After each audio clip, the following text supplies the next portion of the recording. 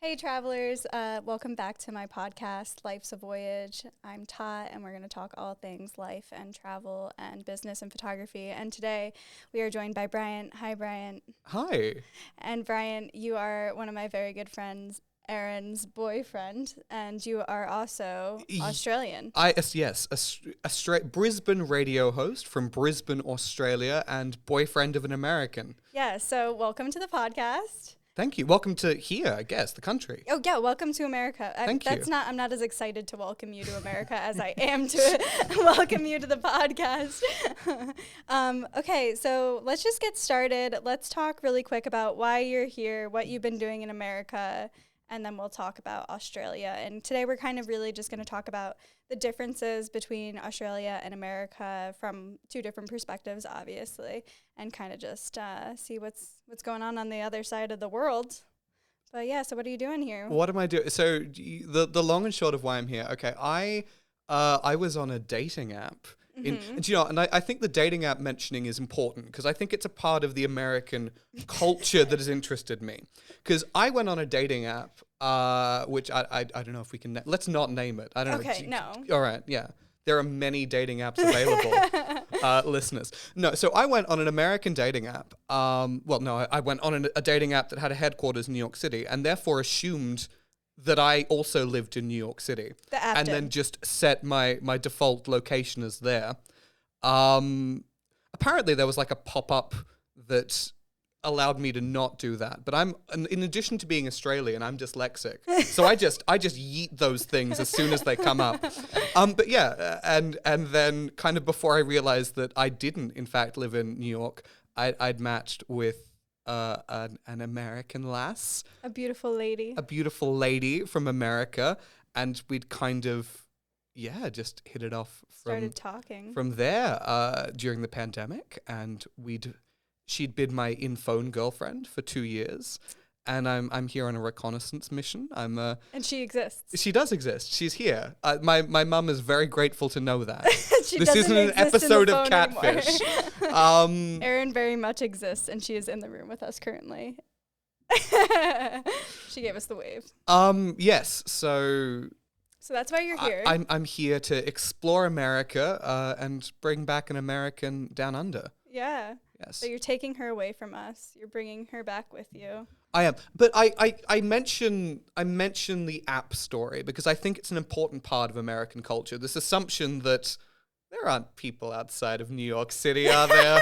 Let's just go ahead, not ask them, just default their location to New York City. And if they're not from there, they can change it later. They can fuck off and then fall in love with someone that lives across the world and then have to spend copious amounts of money to find said person and then be in love forever. Is that how it's going? That's how it's going. We got a thumbs up. Okay, so you got to New York about a month ago now, right? So you've been here for a couple weeks. About 3 weeks, yeah. Yeah. Got about a week before we leave. Oh, okay. Oh, don't remind me.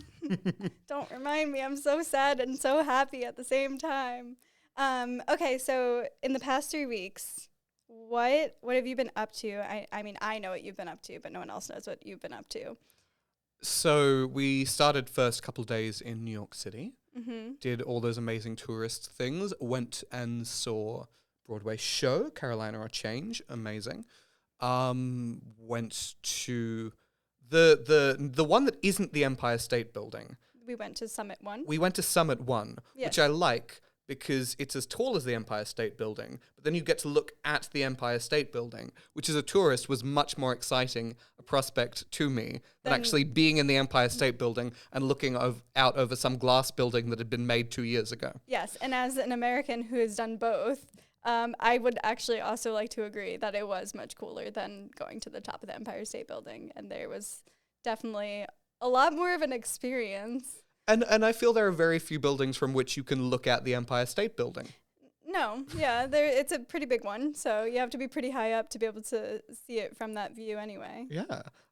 What else did I do in New York? I got an American pizza slice with you. Yes. I was not aware of this, but apparently I hadn't been eating pizza. I'd been eating it wrong for my entire life. Yeah, so let's define what you think pizza is. it's a size that fits in your hand in such a way you don't need to perform some sort of culinary origami.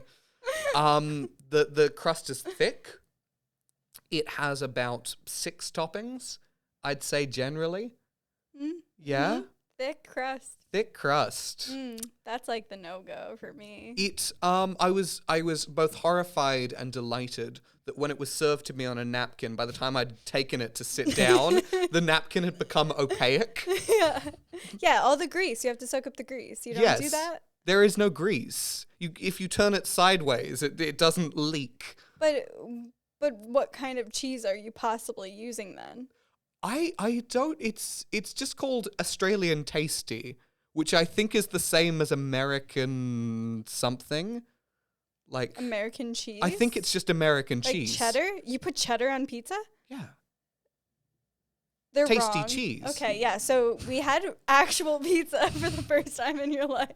You're both American and of Italian descent. So from either culinary angle, we're doing pizza wrong. Yes. Okay. From my ancestors, which I have very little connection, they are also very sad at the prospect of Australian pizza. I can speak for all of them. Okay, you can speak for... Yeah, that's how that goes, right? Because I'm like 50% Italian, so that's how that goes. Okay, so you've been kind of playing the tourist card. We did Niagara Falls. How was that? Do you guys have big waterfalls like that? Not as big. Not overlooking a different country. Not snowing. Not as cold. This is my first time seeing snow. And how is that? How is living in perpetual summer? Is everyone just happier? Yeah, okay. Well, that's a sad reality. Yeah. For us. And I think it might not just be the snow. Wow, he really got us there. He's targeting us now. I'm a fan. I like the snow. It's pretty. And my favorite thing is when you drive with like your headlights on and it's snowing, you look like you're driving like the Millennium Falcon. It looks like that special effects from low visibility. Yes, we love that. From we love Star that Wars. Special effect that our cars play. I love how like we're like, oh fuck, it's snowing now. I can't see when I drive, and you're like, this is sick. We're in a spaceship.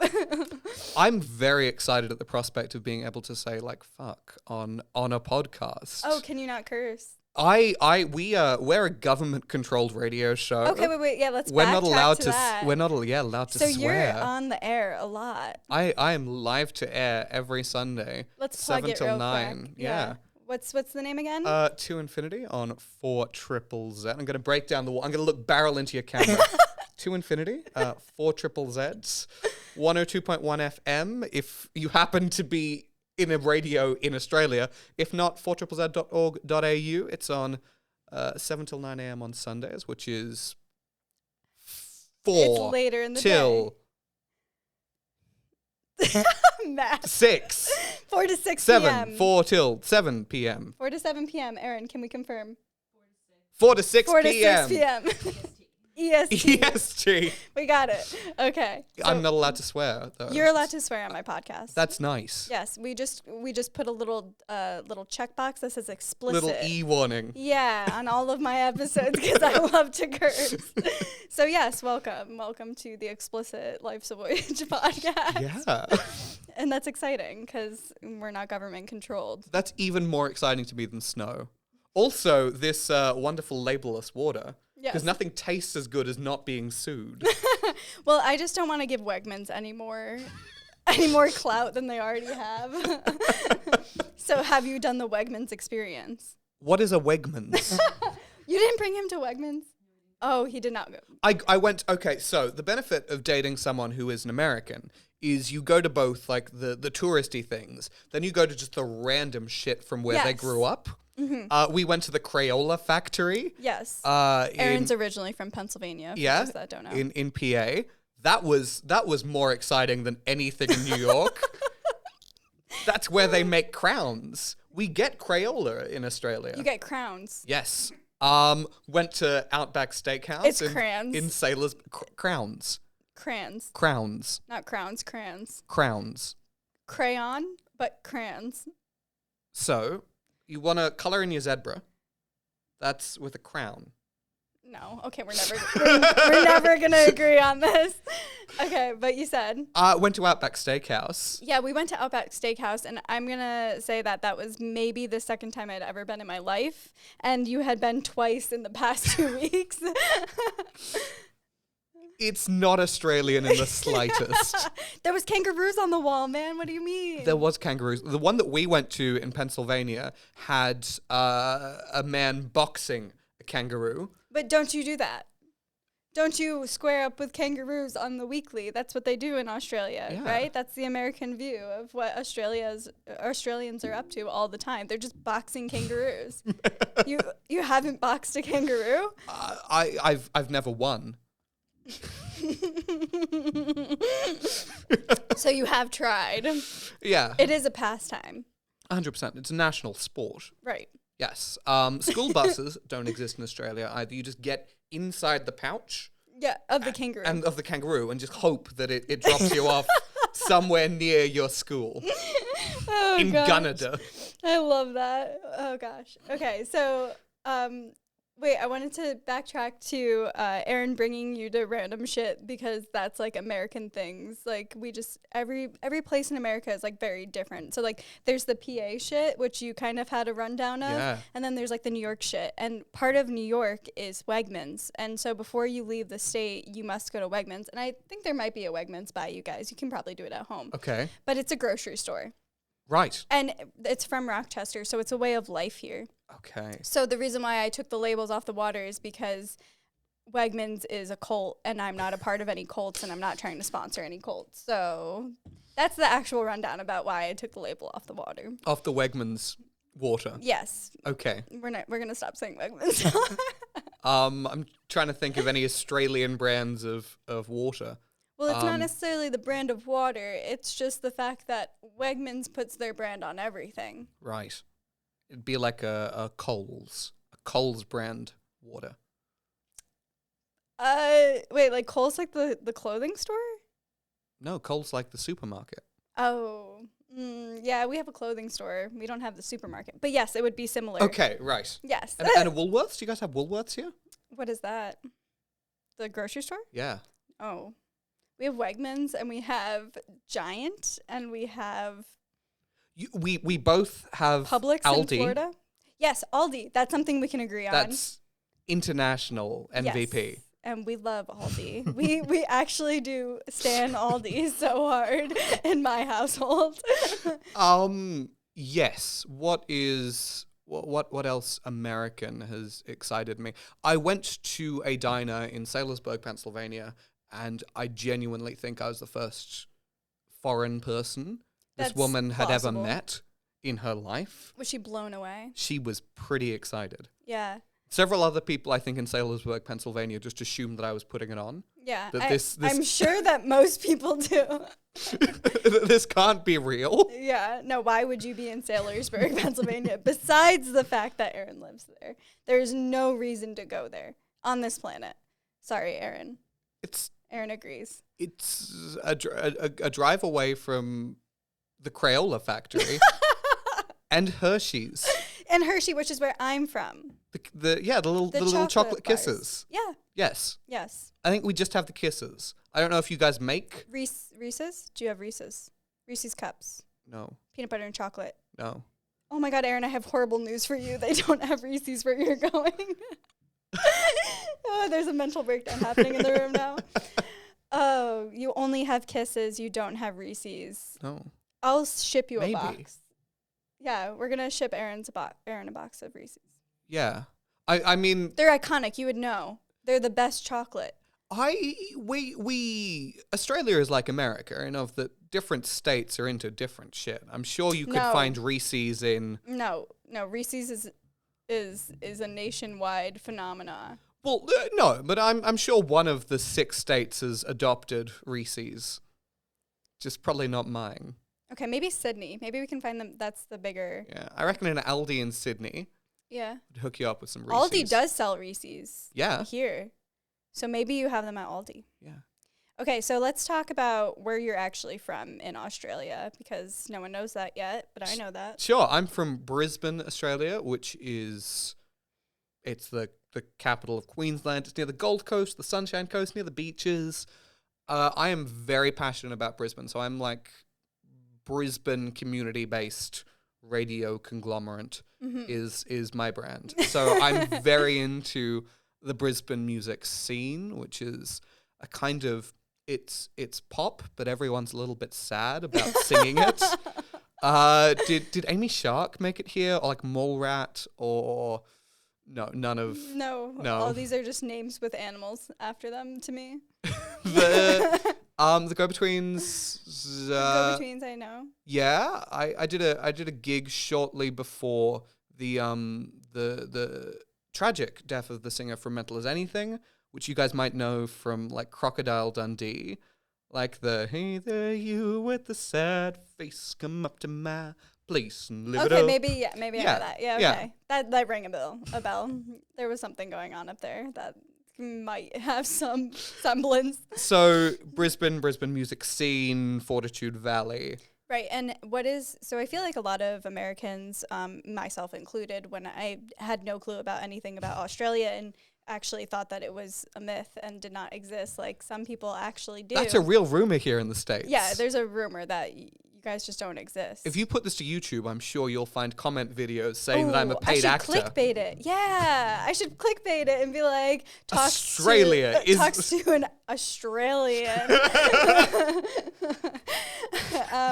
No, but like before I did a lot of research into like the geography of Australia and like what the hell is going on over there and what is there, I had only heard of Sydney, and specifically the Sydney Opera House is the only picture I'd have ever seen of Australia besides a picture of a kangaroo. Boxing someone. Kangaroo Jack. Did you have that film growing up? Yeah. Yeah. And Skippy. That was my idea of Australia. And I think a lot of people can probably relate. So what is like the difference between, a lot of Americans probably have this idea of Sydney being like the Australia. It's like Sydney in the outback. That's like what I feel like most people know. Australia in a lot of ways is very similar to America. It's a very similar size. Mm-hmm. And you got very similar kind of very Sydney, you have Perth, you have Brisbane, you have Adelaide, you have these metropolitan hubs. You do have the outback. You do have still a very strong country, red sand, red dirt kind of nation as well, which is really charming. I'm a nurse. So I got to I was really, really lucky to do some work in some hospitals, kind of out rural, and just the culture there. Kind of 3 churches, 2 pubs, kind of towns, which I think America can relate to. Yeah, bogan. Bogan is our term for redneck. Yes, redneck. Yeah, but just honestly beautiful parts of the country. Yeah. Wow. So you do have like that mixture of like super rural and then super metropolitan and like... And all the stuff in between. Yeah, and all the little things in between. And what is like the population of those? Like do most of the population live in the cities and there's like a very small number of people outside of them, or...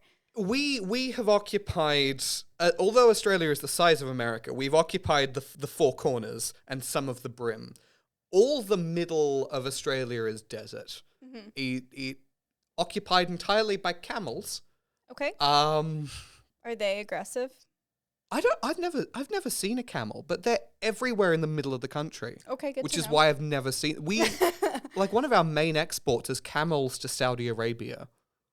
Wait, so they're taking the camels from you and bringing them to the Middle East. Yeah, we export camels to the Middle East. That's how rampant our camel pop. Their camels are like deers. No in way. Frequency in the middle of Australia. Those are some big ass deer to have roaming around. Like, do you have like camel crossing signs? Like Outback, you 100% too. Like Batuta. What is that? It's a place. Oh, okay. That has been my other favorite thing about America is just name dropping Australian cities, which are just crazy hard to Gunnedah, understand. Gunnedah. I live in like near Ipswich, which is like Indooroopilly, Booval. Yeah, Boona. And that's because like the interesting names and everything is because of the original language or the indigenous people of Australia, right? Yeah. Like kind of like how here, like a lot of our land, specifically in New York State, is named after the Native American tribes, like Seneca and like all those different things. Is it like similar? It's 100% that, but I think the difference is that I think we're encouraged to know that. I think you can be an American, you can live in New York and 100% just get by thinking that's an interesting name. Right. And not knowing it comes from Native Americans. I think Australia has a really good...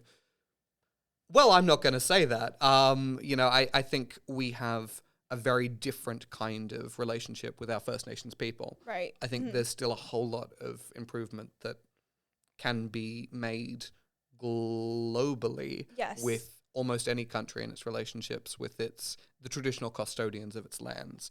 But we do acknowledgements of countries, which are a very big thing in Australia. So every school assembly, any political anything, most sporting games will have, we'd like to acknowledge the traditional owners of the place that we're in and acknowledge their names. So I'm from Ipswich, which is the traditional owners of the custodians of the Yagara, Jara, and Yugurabal peoples. Yep. Yeah. Wow. Yeah, I think in America, or at least what I can speak to is like being raised in Pennsylvania and New York, like 50-50 kind of. And it's a little gray area there where I've actually been living for the past 25 years. But yeah, like between the two, I feel like in Pennsylvania, we got a lot less education about the indigenous people and the tribes and the reservations, like really very minimal education. But like Adam, for example, he's gotten a very much more in-depth education about the Native people in the land, specifically where he grew up here in Rochester, like in the surrounding lands. So I think it is really dependent on where you live, but it's on a national scale, completely horrible, like representation of any good doing to the first people of this land. Like they just are horrible, and there's definitely so much that needs to be done still to, I don't even think you can reconcile like the damage that's already been done, but to just help the Native people that still live here. And and America and Australia are in a very similar situation that is different from places like New Zealand, which are our Canada, I guess. Yeah. We're not, talking about one people and one language. We're talking about 500 people across 500 languages and 500 traditions. Mm-hmm. 500 is roughly the number in Australia. I don't know what it is I have no here. clue. But it's probably many similar, probably. It is. You're dealing with many people across many languages and many customs and many cultures. Yeah. And yes, so when you said that's the kind of like the indigenous, these names are of the indigenous language, they're of some peoples. Yes. Yes, situationally. Yeah, because I think that, the reason why I brought it up is because like a lot of people like laugh, like in America even, like we have some very interesting names of the places around, and like people will laugh at them and be like, oh, that's such a funny name, like where did they make that up? And it's like no one made it up. It is literally the name of a tribe or a people of whatever. And it's the same with Australia. Is like we were laughing at Outback because there was a funny name on the menu, but you were like, it's a small town in the middle of nowhere, but America's made a joke of it just because it sounds funny. Yes. Yeah. And what was it again? That was Toowoomba. Yes, and a whole lot of places which are just indigenous names, like Indooroopilly, which I think means land of eels. See, like America just took that and was like, "Oh, that's funny," and then like put it on an Outback Steakhouse. And I did like Toowoomba salmon as a concept because Toowoomba is a landlocked place. There's no water in Toowoomba. They've Wikipedia'd Australian towns and have just found ones they think sound funny. Yeah. I was amused even in a kind of sad and depressed way at our boomerang float dessert. Yes. Which I think is kind of quintessentially America America has kind of amalgamated Aboriginal and Torres Strait Islander culture and Australian culture and thinks that all of it's sort of one and all of it's kind of fair game. Right, which is wrong. Yes, because all of our lovely little desserts came out on a boomerang. Yeah. And it was like some chocolate and some pineapple. It was a good float. It was delicious. It was actually quite tasty. Yes. But that's, something like a boomerang is a really important... Which I didn't know this. ...historical artifact to Aboriginal and Torres Strait Islander people. I find it really interesting that you have RIT up here and you have some kind of different universities and music departments who do work with didgeridoos without kind of understanding the cultural significance or even adhering to some of this very specific cultural practices that Aboriginal and Torres Strait Islander people request. Yeah, which again, I had no inkling of any of that. Probably because I didn't have an interest in playing the didgeridoo. But sure. when you had picked that, or when you had said that, I was actually like, oh wow, that's like kind of bad. Like we can just go ahead and stop playing that. Like, like if it was something so significant to, a certain group of people, that's something you should respect, in my opinion. Like yeah, respect 100%. Their culture and their wishes, especially if that instrument is from, there's a lot of iffy, bad feelings about that now. Yes. Cultural appropriation is always bad. I think it becomes, no more bad, but even more confusing when you're not... so wrong. and just so geographically distant. Yeah. Where I think I don't know. Yeah. Okay, well...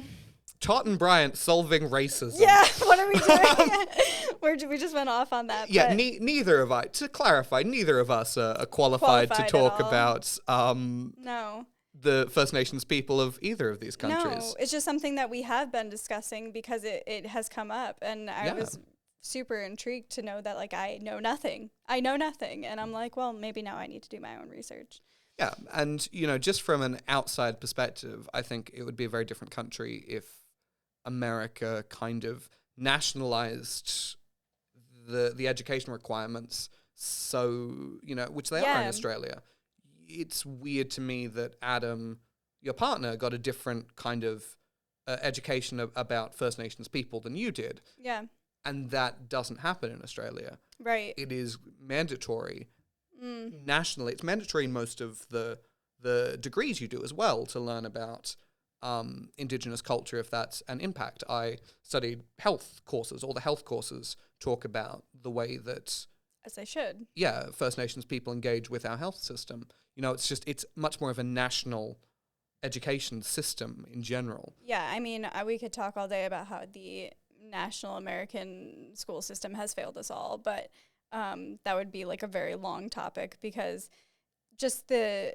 the access to education, first of all, is just a horrible problem. Yeah. And like, I was so lucky to, go to a private boarding school, but I was only able to go to said private boarding school because I qualified because I was poor. Yeah. So it's like, you have to be so disadvantaged already to qualify for Milton Hershey School, which amazing opportunity. I had an amazing education in Milton Hershey, but like, you had to be so bad off in the first place to get that opportunity.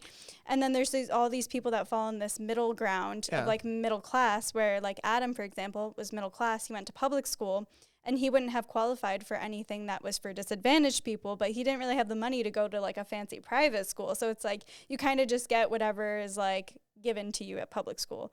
And there's no real good standards set by the country itself. Every state is different.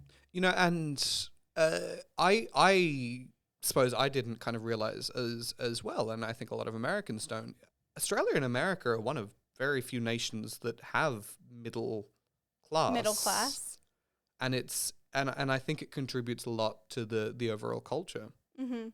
I think it does. And I could go on all day about how I think that, it's capitalism. What is Australia? Like, if we're a capitalist society, are you guys also a capitalist society? we're a democratic society. Well, that would be are we politics, but like, are you asking me, are we communist? I mean, is that the only difference? Like, because like here it's like, you know, the American dream is so hyped up, but like the reason why I'm saying this is because in like so much of our society is built around either working a 9 to 5 or not working a 9 to 5.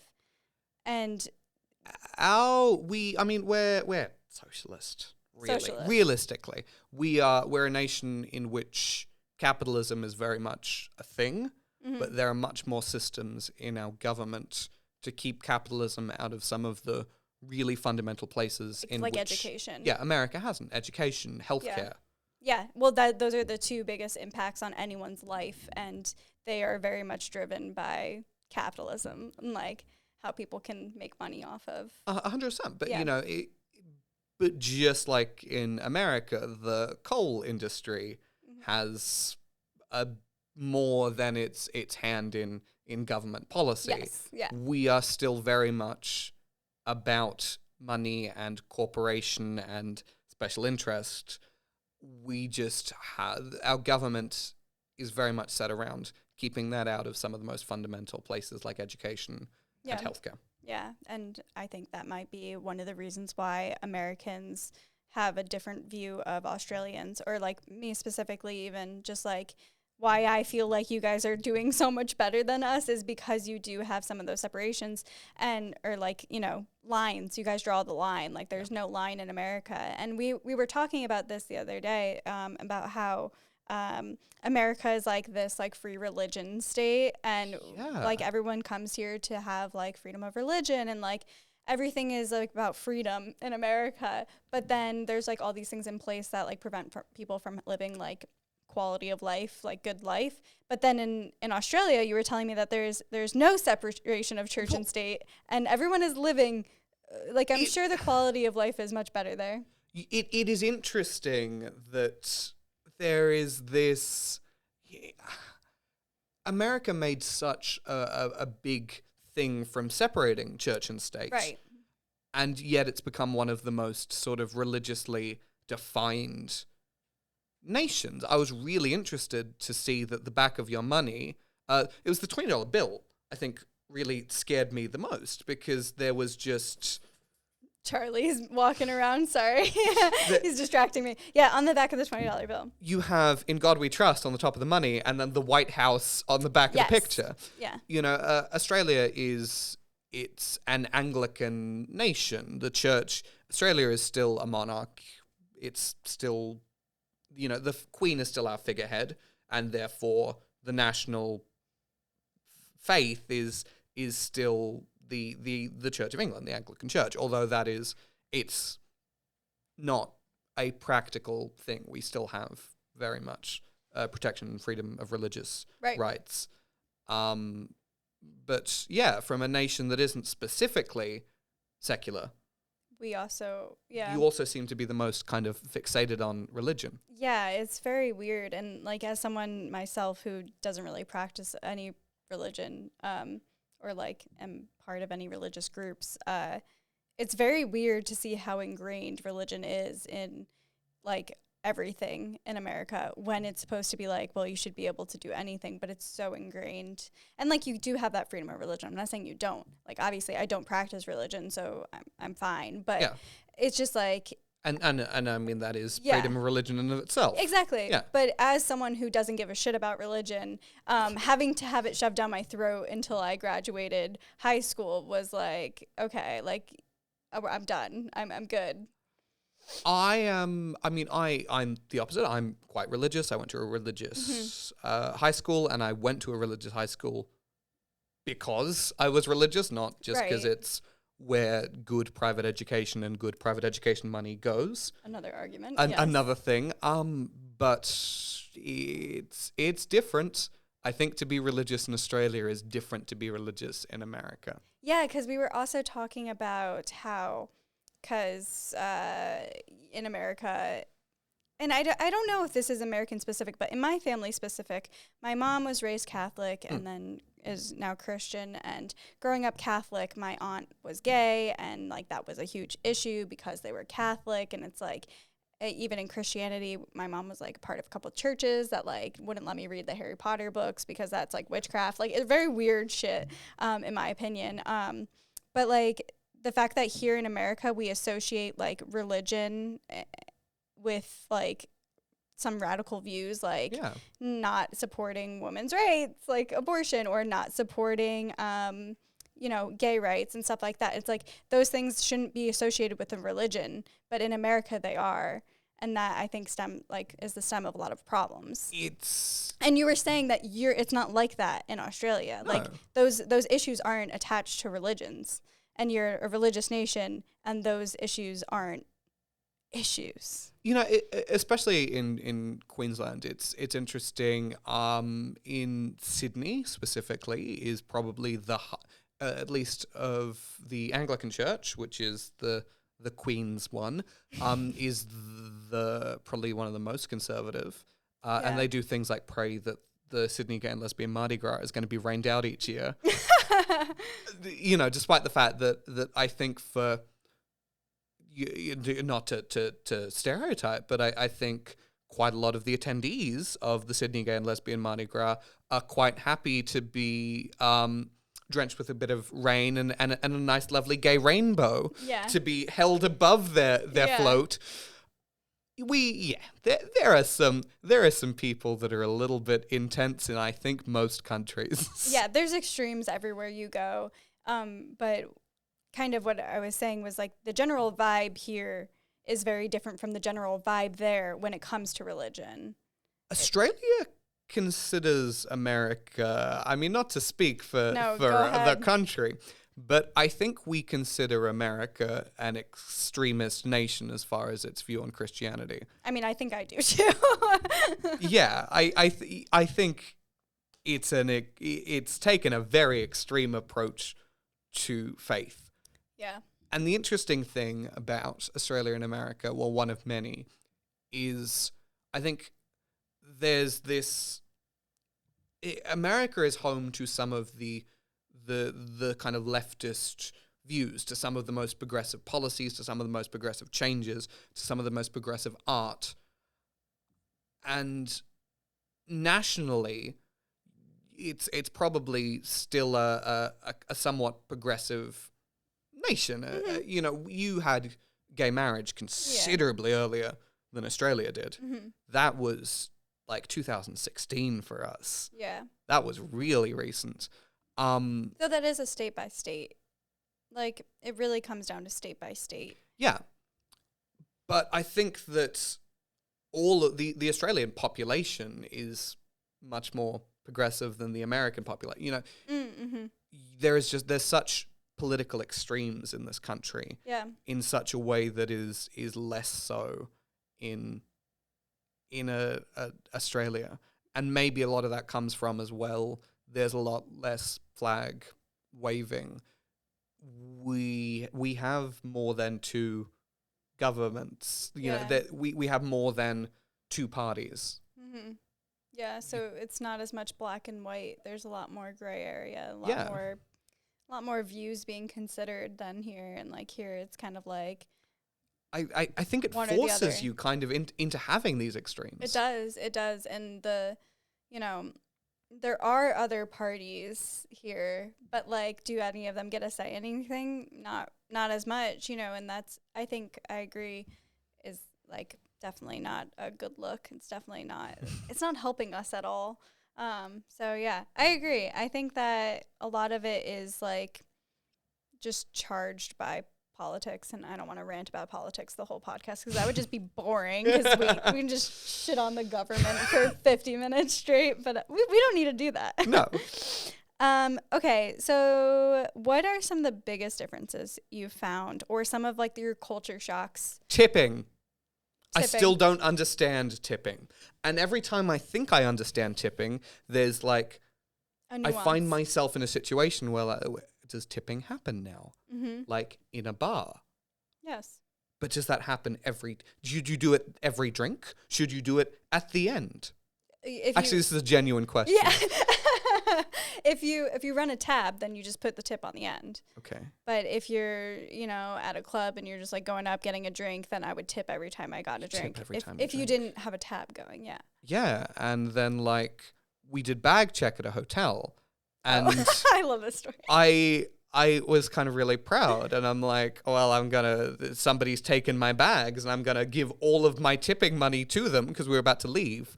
And then it was kind of explained to me that I probably shouldn't have given all of my tipping money to the person that took my bags, because the person that brings back the bags, first of all, is conventionally the one that you're supposed to tip, and second of all, will be expecting some tip, and is probably just holding my luggage hostage at this point. We don't tip in Australia. You can, and there's some tipping. My brother is severely autistic. I think any hairdresser that's willing to sit down with him and cut his hair, I usually will give some more money. But again, tipping only in Australia has only ever been money, cash, physical cash, and even any semblance of tipping has now gone, now that we're moving very cashless in COVID times. I mean, it used to be acceptable to say to your hairdresser, keep this $50 note. It would be weird to say, run up a tip on my credit card. Right. So even any tipping that we did have is now completely gone. Right. And have prices just increased or no? No. See, this is the thing about tipping is, and we could talk about this in Australia versus America, but people here typically just don't make a good enough wage. So tipping is like the pretty much their wage. It's like what people get by on. And I don't know how it happened. I could probably look this up later, but like the history of tipping. But like I took French and I love France. And when you go there, you don't really tip. No. You only tip if it's like exceptional service. And if it is exceptional service, you do like $1 or $2. It's not like 20% of a bill. Yeah. But here, the man, it's all based in capitalism in my ideas. It's like the man gets the bulk of that bill when you go to the restaurant. Yes. So then the waiter's only going to get paid as little as possible, the little bit that the man is willing to give to the people that are actually doing the work. So then the American people must then also pay that wage, is kind of how I see it, is like, because it's all based in capitalism, and that's why tipping is a thing. But I don't know where I was going with that. But in Australia though, like we were talking about minimum wage, and here it depends on state. But like even like there's in New York State, it's 13 something now, $13 and something, and in New York City I think it's 15. But in Pennsylvania, it's still $7.25, which is what it was when I was having my first job, and I wasn't even being paid minimum wage in my first job, and I was being paid $7.25 probably 8 years ago. And the cost of everything has gone up in those past 8 years, and the money has not met that. Yes. Minimum wage in Australia is about $25. Yeah, $25. Is that like the equivalent, like 25 Australian dollars? That's 25 Australian dollars, which is more than 25. No, American less. Dollars. About 20. About 20 American dollars. Probably about 20 American dollars. That's even higher than what we're trying to get. We're trying to get a national $15 minimum wage, and it's not working. It's not happening. So tipping is still a thing. Tipping is the compensation for that, the makeup for that. Because even at $20, like how do people, like if the national minimum wage is $20 in Australia, 20 US dollars, how do those people live? How do they fare? Pretty well? You know what? There are fundamental things that we don't have to pay for that pulls down the cost of living. Right. The cost of living is roughly the same. It is almost equal to rent in Sydney as it is to rent in New York City, but you don't have to pay for healthcare. You don't need to be saving money, worried about some big accident happening. Right. There are these fundamental things which are free in Australia, which I think really disproportionately affects the cost of living. Because I think if you were just to look at it, you look at it at renting, you look at it for food, we'd come up similarly. In fact, I think America in some places would come up better. Yeah. But there are cheaper. these fundamental free institutions that make 25. I think we should be paying more anyway, but I think that make that 25 Australian dollars. Penalty rates. I also don't know if those are as much of a thing here. So $25 is the base. You have to pay people more to work on Saturdays. You have to pay people more to work on Sundays. You have to pay people more to work on public holidays. You have to pay people more to work overtime. Right. $25 is the starting. Yeah, which is mind-blowing considering here they can just get away with paying you nothing. And also it's the minimum wage. People, there are companies that can perfectly happy to pay above the minimum wage. Right, yeah. And here no one is willing to pay above minimum wage. Yeah. That's so sad. Some people aren't even willing to pay minimum wage. Literally. And so that's really interesting that you say that there's like all these things that are already in place that take expenses out of your income pocket, put money back in your pocket because it's already taken care of. And I would say that that's insane because, healthcare can be hundreds of dollars a month for some Americans. Yes. And like, if you take away that expense, yeah, of course, like it's going to be easier to pay rent and pay all your other bills and blah, blah, blah. Were we talking something about phones, cell phones? What was that? About the phone bills? Like I was telling you how much my phone bill was and you were like, that's not what a phone bill would be. I was saying like my phone bill just for service would be like $60 a month.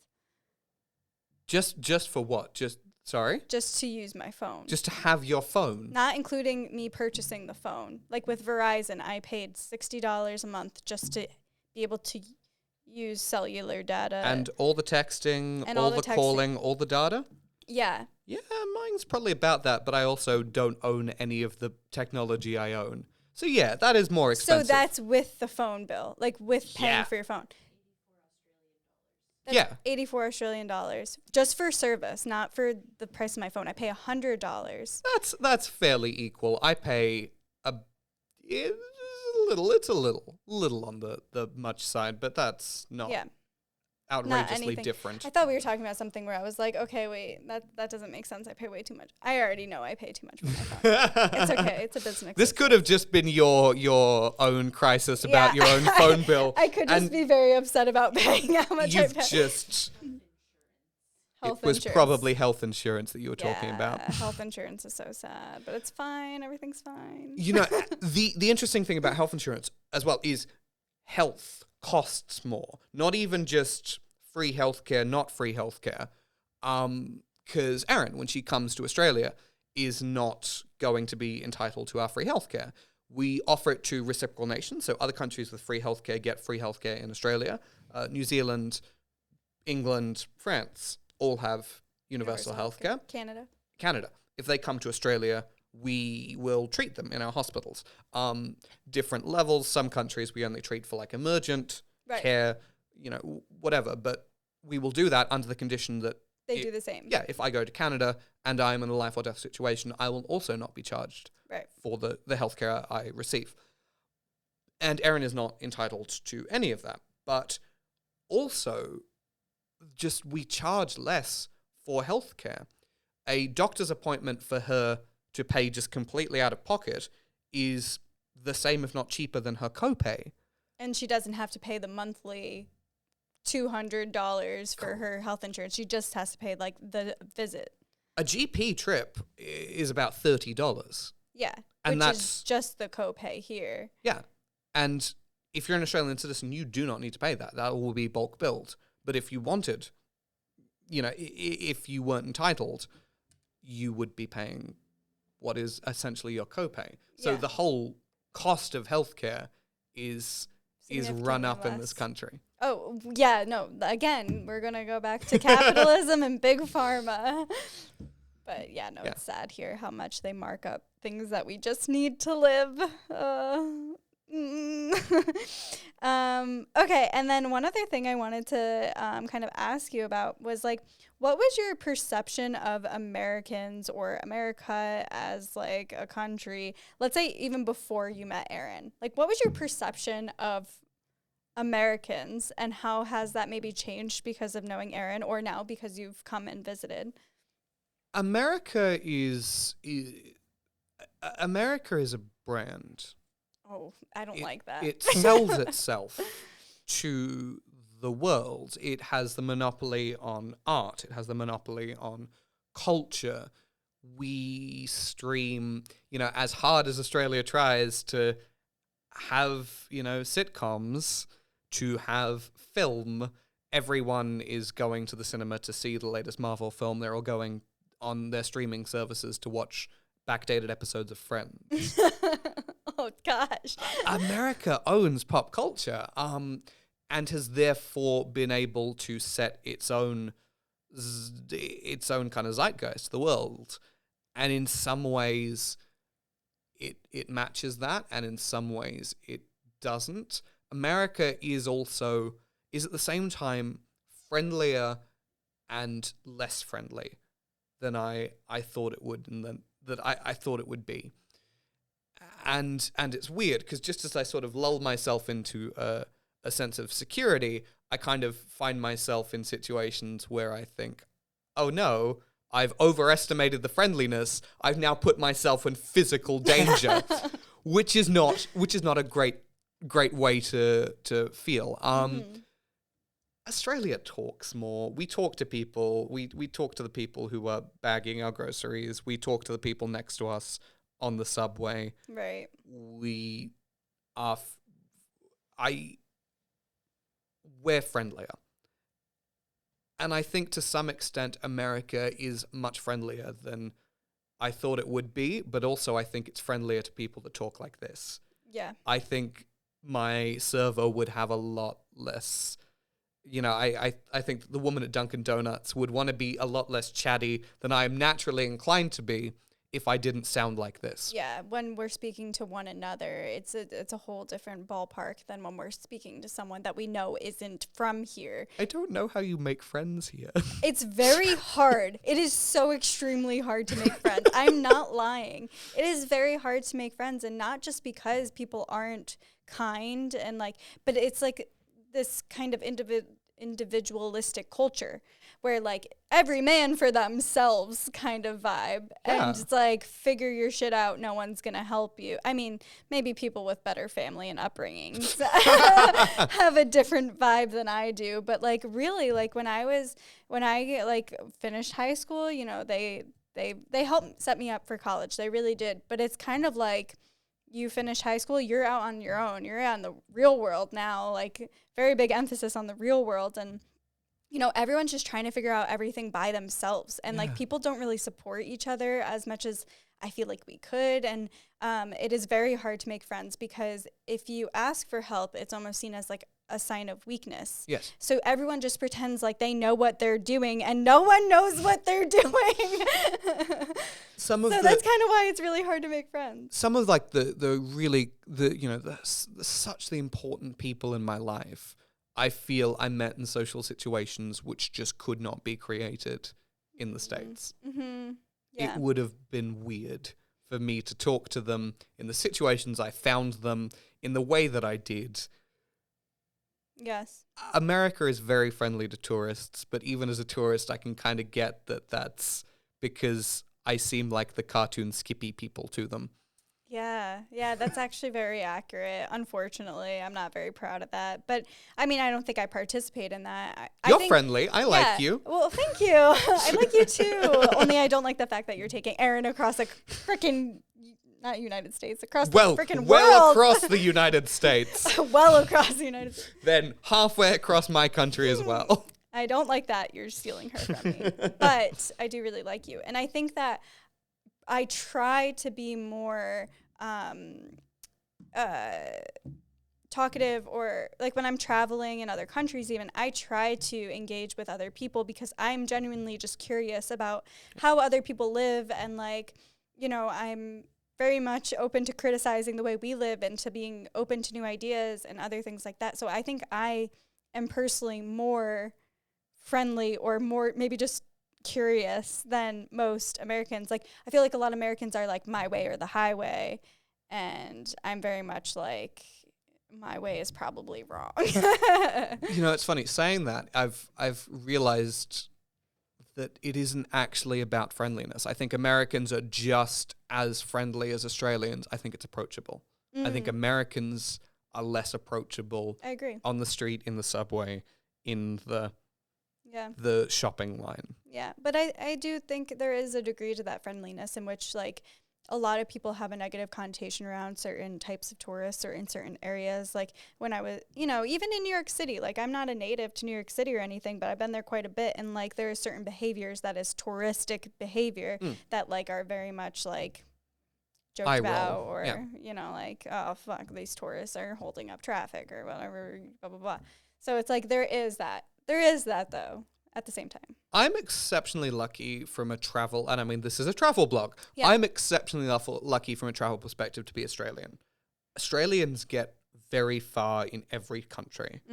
There is we're only now starting to screw it up for ourselves, but there's a good perception. Yeah. Australians are very well welcomed in almost every nation, and and you're allowed to kind of be outside of and not get wrapped in some of the politics of where it is. I do a good job I'm just a troublemaker. I do a good job to involve myself in the politics of all of it immediately anyway.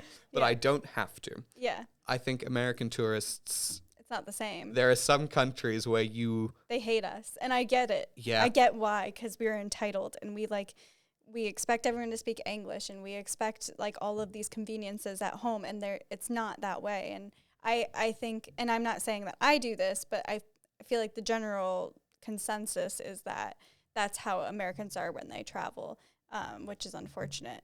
But I tried to pass as Canadian because Canadians have a much better, I just say a lot, and sometimes like, I get away with it. I also have a keychain on my book bag. It's a Canadian flag, and it's worked. Just say I'm from near Toronto. From near Toronto. I'm not lying.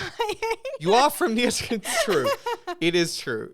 I'm a couple hours from Toronto. That is the piece of that is the pop culture trope that's been shoved down Australians' throats that I think is to some extent true. I think it's the kind of cartoon American family slapping a Canadian sticker over their travel luggage. Yes, I will do that. I'm not going to lie. It has gotten me out of some situations. Okay. And I guess like one last thing right before we wrap up. I feel like we could talk forever. Sure. I'm like very, very interested in Australian culture. I'm interested in every culture, but so like what was your biggest, maybe not culture shock, but like what surprised you the most when you got here? Or what was the biggest, like you had a previous perception and then you got here and you were like, this is not what I thought it was? That's I don't know if this in any way answers your question. One of the surprising things I have found is that the closest to what felt like home was Philadelphia. And that's weird. That is weird. That is not what I'd expect. The fact that you brought him to Philadelphia in the first place. The architecture, the set out, the geography of it feels like Brisbane. Some of the the manufactured culture. Yeah. I know that there are some places in Philadelphia. Look, there are some places in Brisbane that are a bit dodgy that you wouldn't want to be after hours, and I'm sure that's the case for Philadelphia as well. But I felt homesick in New York City. I felt homesick in rural Pennsylvania. Philadelphia felt it looked like Brisbane to me. Oh, that's interesting. And I don't think I was. I think that surprised me. Yeah, that is it's a happy surprise. Yeah, that's awesome.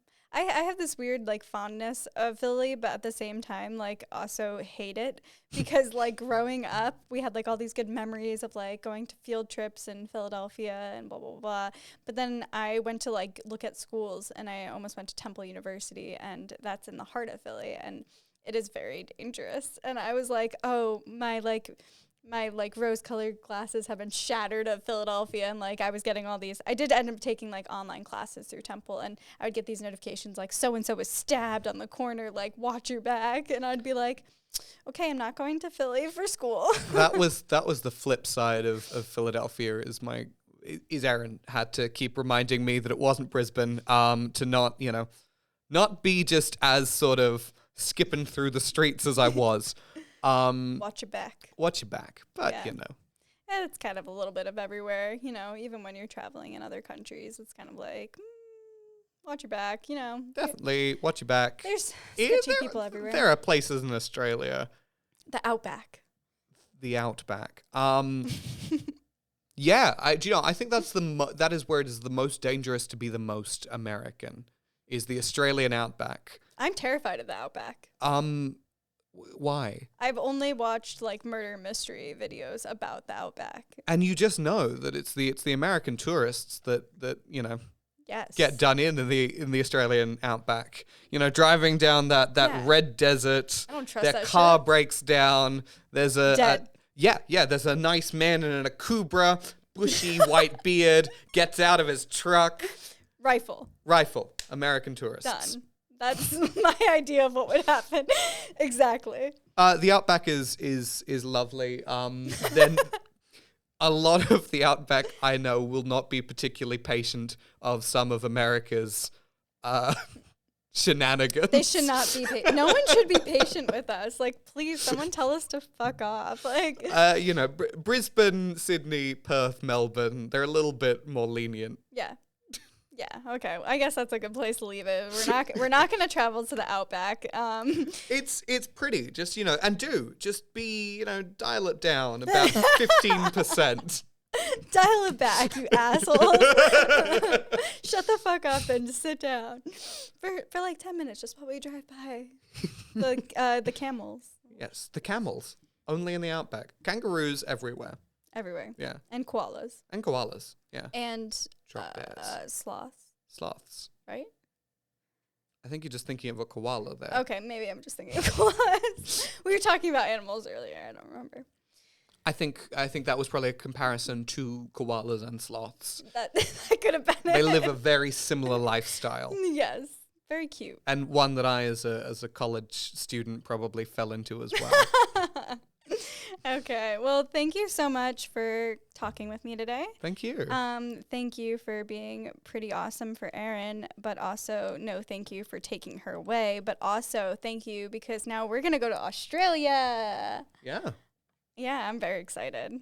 We don't know when, but You can tell you what, I'll hook you up. It'll probably be at like 2 a.m, but we can film one of these episodes from 4ZZZ in Brisbane, I'm sure. oh my gosh.